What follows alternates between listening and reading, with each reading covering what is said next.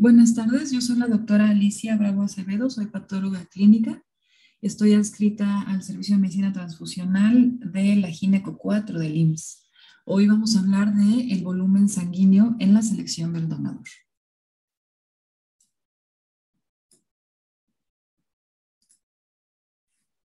Un tema de hemovigilancia que no ponemos mucha atención usualmente es la hemovigilancia en el donador. Nos preocupa mucho lo que pasa a nuestros pacientes a quienes les ponemos una transfusión, pero al donador a veces lo olvidamos y es muy importante que cuidemos a nuestros donadores, que protejamos su salud, que aseguremos que tengan una experiencia óptima, porque lo que queremos es que regresen. Queremos asegurarnos de que los donadores se acostumbren a donar eh, constantemente. Y entonces lo primero que debemos hacer es no hacerles daño. Y para esto debemos contar con procesos estandarizados para la información de los procedimientos que involucran la donación. Debemos poderlos reconocer, categorizar, reportar y organizar. Y para esto es importante tener formatos ya bien establecidos, bien caracterizados. Y vamos a entender al final de la plática por qué es importante estandarizar esta información. Eh, y porque además a nosotros nos ayuda a identificar los riesgos para los donadores y poderlos prevenir. ¿Cuáles son los riesgos de la donación? Todos conocemos las reacciones sistémicas leves. Estas duran menos de 15 minutos y comprenden palidez, sudoración, a lo mejor ansiedad. Las reacciones moderadas, que pueden durar hasta media hora, que ya incluyen vómito, hipotensión y a veces pérdida de la conciencia. Más raras son las reacciones severas, que pueden durar más de 30 minutos y que incluyen dolor de pecho, incontinencia y convulsiones. Por otro lado, tenemos los incidentes en la donación. Cuando se hace una mala punción, una mala técnica, y entonces podemos causar hematomas en el sitio de la punción. Podemos causar un daño nervioso o una punción arterial. Ahora también podría ocurrir que nuestro donador se levante después de haber donado y tenga una caída. Y entonces es cuando podemos tener contusiones o lesiones dentales, por ejemplo, cuando se caen los pacientes. Está documentado una fractura de mandíbula por una persona que se cayó y se pegó en una mesa. Entonces, estas son las más, podrían ser bastante peligrosas. Así que el síncope, que es de las más comunes y las que más tenemos que cuidarnos, consiste en una pérdida transitoria de la conciencia que se debe a un flujo cerebral disminuido. Este síncope vasovagal comprende a grandes rasgos la disminución del tono simpático, que se refleja como vasodilatación en las arteriolas, y el aumento del tono parasimpático, que incluye bradicardia. Entonces, estas dos cosas juntas, pues no llega suficiente sangre al cerebro y síncope. Pero para hablar un poco más a fondo de las razones del síncope, vamos a hacer un intermedio donde vamos a hablar de fisiología. El sistema cardiovascular tiene un sistema de control sumamente sofisticado y este va a entrar en acción en periodos muy cortos. Esto va a empezar a funcionar de forma casi inmediata en respuesta a perturbaciones en el ambiente o bien en el medio interno, como es el caso de la pérdida sanguínea, porque la intención es que se siga manteniendo la oxigenación a los tejidos y que se pueda remover de los tejidos el dióxido de carbono y de esta forma se mantenga un pH estable. Además, la intención es mantener las constantes vitales, la presión arterial, mantener la frecuencia cardíaca y mantener el gasto cardíaco. Pero, ¿qué es lo que ocurre con una pérdida sanguínea? La presión arterial va a disminuir al igual que el gasto cardíaco y va a disminuir también la presión hidrostática sobre la vasculatura. Si bien recordemos que el volumen sanguíneo está un volumen mínimo, pero además hay un volumen que es el que causa el estrés sobre las paredes de las arterias y este es el que modifica en el endotelio la qué, qué tanta vasoconstricción hay en las arterias. Y este volumen, digamos, extra, que es el que provoca estas señales, es el que se puede perder con una, no nada más una hemorragia, pero simplemente el volumen que se pierde en una donación. Por ejemplo, este experimento se hizo con, en una condición en la que no hay control neurológico de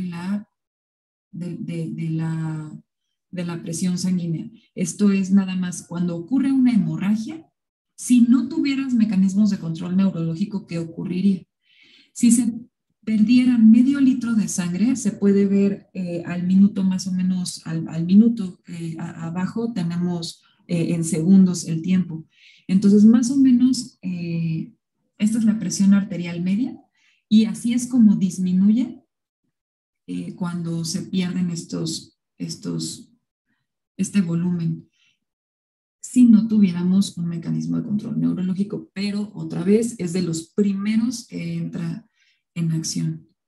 Tarda de 1 a 2 minutos en funcionar y es el que compensa en primera instancia, pero después viene el control que no es neural, que incluye la reabsorción de agua del tejido intersticial hacia el plasma y esto va a empezar minutos y va a terminar de nivelarlo hasta unas horas después de haber perdido cierto volumen sanguíneo. Entonces, nuestro sistema de control neurológico, que es el simpático adrenérgico, va a causar vasoconstricción en arteriolas y venas. Por eso se nos enfrían las manos.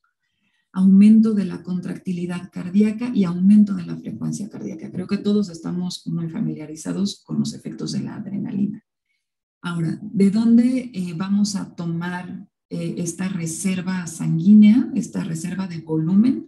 Bueno, hay lechos vasculares que son muy sensibles al sistema simpático y esto incluye los lechos esplácnicos, los musculares y también en menor medida los renales. Pero recordemos también que hay lechos que no son reactivos, no son tan reactivos a este sistema simpático. Imagínense si necesitaras un poco más de volumen y tomaras prestado volumen sanguíneo de lecho cerebral o coronario. Pues no, estos no son tan reactivos al sistema simpático. Por otro lado, tenemos el sistema nervioso autónomo en la rama vagal. Y entonces, este antagoniza la excitación simpática. Esto, la estimulación vagal va a controlar principalmente la frecuencia cardíaca, de forma que si este causa bradicardia, tienen que ir como estirando y aflojando en la balanza entre el vago y el simpático, la frecuencia cardíaca así se ajusta. Entonces, ya que tenemos eso fuera del camino, ¿cómo es que compensamos la pérdida sanguínea?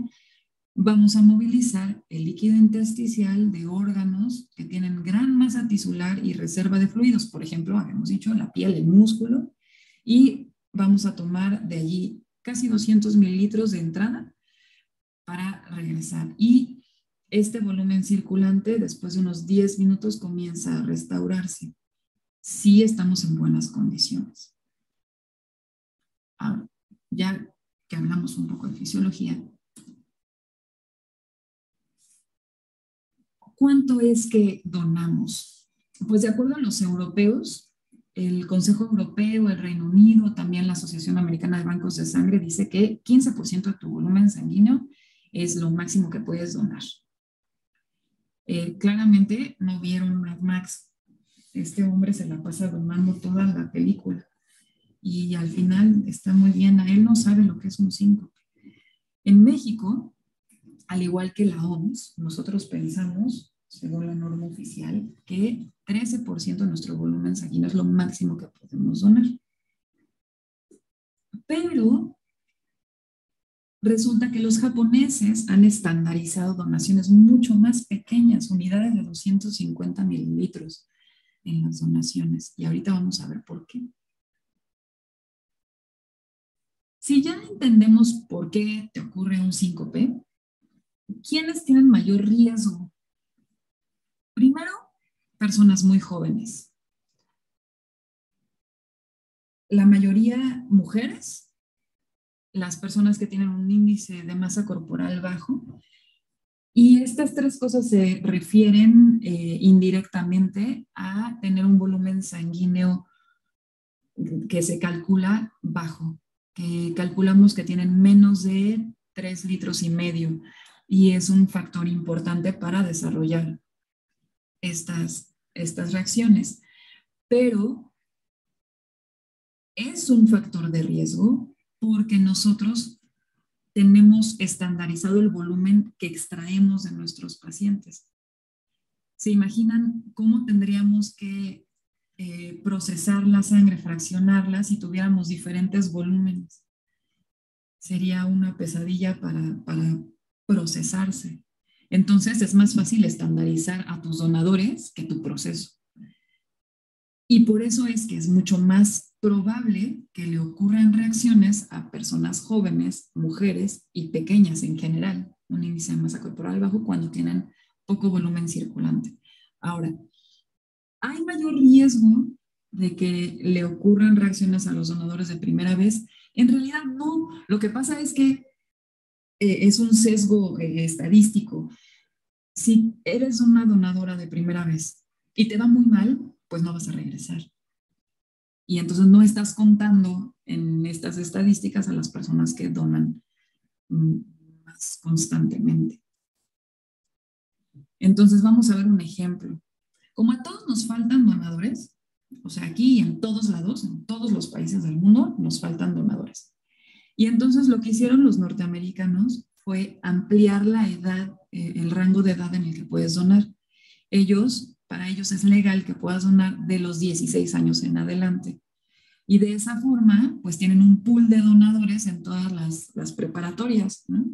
Y constituyen casi el 8% de todas las donaciones en este país. Y entonces, estás escogiendo personas jóvenes, la mayor parte de las donadoras son mujeres y son donadoras de primera vez y simplemente porque son muy jóvenes pueden tener un índice de masa corporal bajo. Entonces, estás poniendo la mayor parte de tus donaciones en las personas que más riesgo tienen de desarrollar una reacción adversa. Entonces, ¿cómo es que estamos calculando el volumen sanguíneo? Aquí hay dos fórmulas de las más comunes. Hay varias otras, al menos otras dos, pero hasta donde yo conozco, las que usamos más como que los sistemas de informática de banco de sangre ocupan, es la de Nadler. La fórmula de Nadler utiliza estatura en pulgadas y peso en libras. Y el problema con la fórmula de Nadler es que sobreestima el volumen sanguíneo. Te dice que tienes más volumen del que en realidad tienes, pero principalmente si eres una persona muy pequeña, es decir, que pesas menos de 50 o que mides, eres una persona pequeñita. Ahorita les voy a explicar en una gráfica cómo se relaciona esto. Entonces, lo que hicieron los japoneses, este doctor Ogawa, lo que hizo fue utilizar una ecuación diferente para calcular el volumen sanguíneo.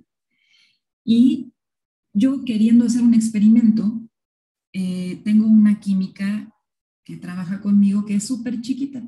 Ella mide unos 50 y pesa 50 kilos. Es chiquitita. Para todos fines, ella es perfectamente sana y podría donar. Entonces, Para calcular con ella por fórmula de Nadler cuál es su volumen sanguíneo, eh, para ella es de 3 litros con 34 mililitros. Entonces, 3 litros. Si yo lo calculo igual para ella con la ecuación de Ogawa, yo calculo 300. Estos 300 mililitros extra son casi completa la donación que ella va a hacer. Estoy sobreestimando su volumen sanguíneo por 300 mililitros. Ahora, mientras más grande es tu donador, la diferencia es menor entre una fórmula y otra. Yo peso 57 kilos, mido 1,63. Con la fórmula de Nadler me calculo 3,600 mililitros y con la de Ogawa 3,900. Entonces yo sigo teniendo entre uno y otro 300 mililitros de diferencia. Entonces tal vez convendría cambiar de ecuación, cambiar de fórmula si tu paciente es muy pequeña o chaparrita. Porque en esta gráfica podemos ver para un mismo volumen estimado de 3,5 litros, está distribuido aquí. ¿Cuánto mides? Les puse en moradito las cosas en cristiano, porque eso de calcular pulgadas y libras es complicado. Entonces, una persona que mide 1,47 y que pesa 54 kilos, tiene 3 litros y medio. Igual que una persona que mide 1,47, en un hombre, por ejemplo, igual que una mujer que mide 1,47 y pesa 66 kilos. Un hombre que mida 1,50 y que pese 50 kilos tiene el mismo volumen sanguíneo que una mujer que mide 1,50 pero que pesa 60 kilos. Entonces, a lo mejor tendríamos que comenzar a pensar en no nada más valorar a nuestros donadores por peso, sino en relación a su talla. Y si es una persona pequeña, tal vez calcular de forma más real su volumen y entonces decidir si vamos a extraer los 450 mililitros de sangre total que hacemos en general, si lo vamos a diferir, si vamos a lo mejor a extraer menos. Eso ya es cuestión de cada centro de colecta, pero el punto es cuidar a nuestros donadores y cuidar a nuestras donadoras que son pequeñas. Por otro lado, las mujeres tenemos mayor capacidad de compensar el volumen sanguíneo, pero conforme envejecemos, más te vas acercando a los 50 años y más se emparejan los parámetros. Particularmente porque los vasos sanguíneos comienzan a hacerse más rígidos, porque el volumen intersticial comienza a disminuir, hay cambios en la permeabilidad endotelial y en general disminuye la sensibilidad a los estímulos adrenérgicos. Además puede aumentar la viscosidad plasmática. Entonces todas estas cosas son cuestiones de la edad y hacia los 50 años la capacidad de compensar el volumen sanguíneo se iguala. Pero antes, aquí tenemos esta gráfica, pueden ver en negro son hombres y en gris son mujeres. Mientras más pesada sea esta persona, más volumen puede pasar del líquido intersticial de regreso hacia el volumen circulante.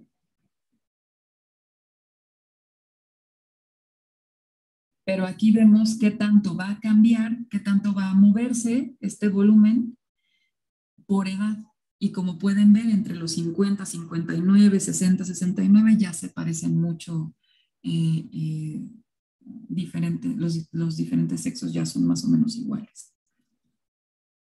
Entonces, ¿cuáles son las recomendaciones? Primero, educar a los donadores y al personal antes de la donación.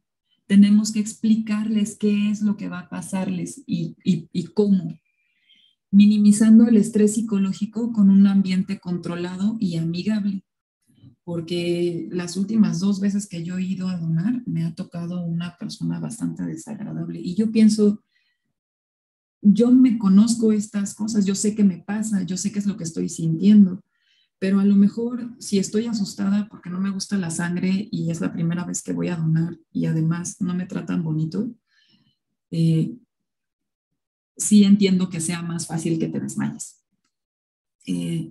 Ahora, una pregunta interesante es la ingestión de agua antes de la donación. ¿Hay que tomar agua? ¿De cuál y cuánta? Ahorita vamos a hablar un poquito más de eso. Es importante mantener a nuestros donadores distraídos en el sentido de disminuir este estrés psicológico. Y las técnicas de tensión muscular durante la flebotomía, porque recordemos que una de los mecanismos fisiológicos que van a hacer que aumente el retorno venoso y por lo tanto aumente el gasto cardíaco es en las bombas musculares. Entonces, si nosotros le enseñamos a nuestros donadores a hacer tensión muscular en la parte inferior del cuerpo durante la flebotomía, eso puede mejorar bastante el retorno. Y también se termina antes con la donación. Ahora, el uso de balanzas automatizadas, yo he estado en bancos donde los flebotomistas solamente levantan la bolsita, así medio la aplastan un poco entre sus dedos y dicen, ya está. Y también he estado en otros bancos donde tienen estas balanzas automatizadas súper lindas y detienen automáticamente el flujo cuando alcanzan cierto volumen. No es excusa no tener la tecnología, porque se tiene que poner atención y tratar otra vez de cuidar a nuestros donadores y ser lo más precisos posible en la medición de los volúmenes que extraemos. Ahora, las mejores indicaciones post-donación me hacen pensar siempre en una chica que era mi roomie, que fumaba un montón, pero también era una muy buena donadora. Y entonces nunca hizo caso de que no debía fumar después de haber donado. Y entonces, caminando en el estacionamiento después de donar, iba caminando a su coche, se fumó un cigarro y se desmayó en medio del estacionamiento. Se despertó media hora después toda sola y triste y golpeada en el pavimento. Entonces, hay que insistirle a nuestros donadores qué es lo que les está pasando con la donación, qué es lo que tienen que hacer para prevenir que ocurran cosas y cómo sentirse mejor después. Tenemos que pensar en la posibilidad de recolectar distintos volúmenes.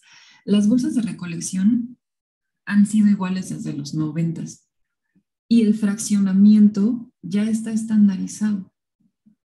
Entonces, lejos de medir qué tanto le voy a extraer a esta persona de acuerdo a sus características, lo que hacemos es más fácil decir menos de 300 mililitros, entonces se tiran. O si se pasa, pues también se tiran. Por eso les comentaba que los japoneses tienen estandarizada una donación como la nuestra de 450 y otra de 250 mililitros. Y de esa forma, pues sí, es menos volumen, pero son más donadores.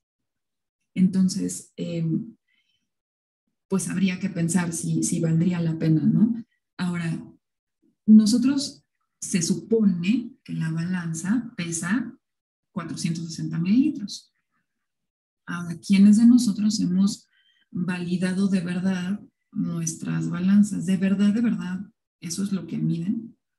Se hizo un estudio en Reino Unido y descubrieron que no, en realidad no son muy precisas.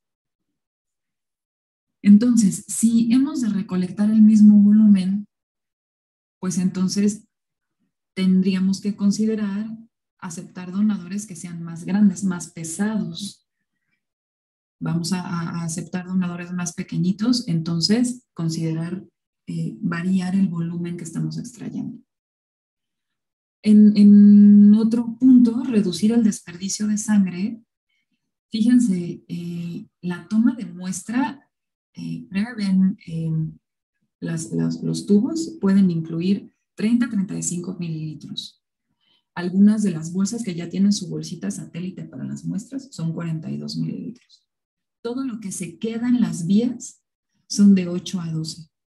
Entonces aquí ya tenemos casi 100 mililitros extra. Los estamos contando, los estamos considerando cuando estamos pesando 460. Ahora, otra vez, ¿cuál es el coeficiente de variación de las balanzas electrónicas? Habría que revisar las que tenemos disponibles y ver si de verdad es lo que el 2% que ellas prometen. ¿Qué sí podemos hacer con nuestros donadores? Pues darles líquido. ¿Cuánto? Probablemente 200 mililitros sea suficiente.